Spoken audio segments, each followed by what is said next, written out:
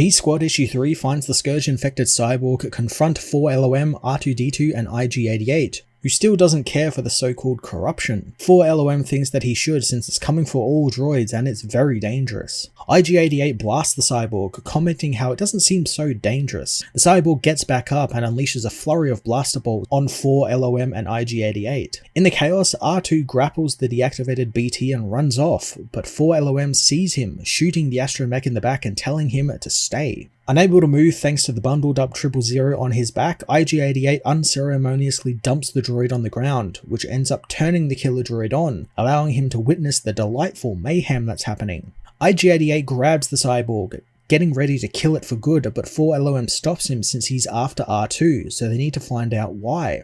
IG is only interested in killing him and claiming his bounty, intriguing 000, who finds IG-88 calling him a homicidal droid flattering. IG-88 is suddenly yanked from the throat of the cyborg, who is then tasered by R2, causing him to fall unconscious. R2 unleashes a flurry of beeps and whistles, explaining what's going on to IG-88, but the droid still does not care. 4LOM has an idea they could all benefit from, leading them into his ship. Later in space, 000 looks over BT, finding that the pod racer power coupling they hit him with dislodged whatever corruption was infecting him, restoring him to his base programming. The droid beeps that he wants to kill those who corrupted him, but the cyborg wakes up, prompting 4LOM to cut the power in his cybernetic implants. IG wants to kill the being, but 4LOM reminds him that they need to find out why he is after R2-D2. 000 knows, finding that whatever BT was infected with will also infected the cyborg, meaning it is jumping from droids to cyborgs to hybroids. That doesn't explain why it went for R2 though, but the protocol droid believes that it's because he's just a nasty, annoying little pest.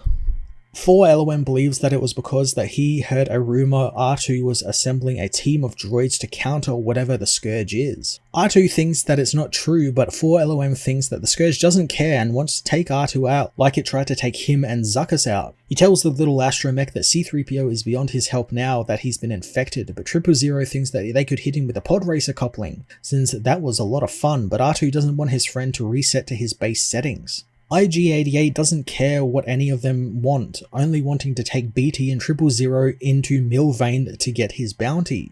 R2 offers the bounty hunter a proposal and the hunter finds his terms acceptable. He tells the other two that R2 offered him a substantial amount of credits and chartering of 4LOM's ship, but he doesn't know where they are going. 4LOM has heard of other rumors of other droid teams battling the Scourge, hearing that they are calling themselves the Second Revelation. The only problem is that no one knows where these droids operate out of, but R2 thinks a friend on Ryloth might know. 000 thinks that a friend is an interesting concept, telling his partner that he's more than a friend to him and nothing bonds two droids together than committing mass murder.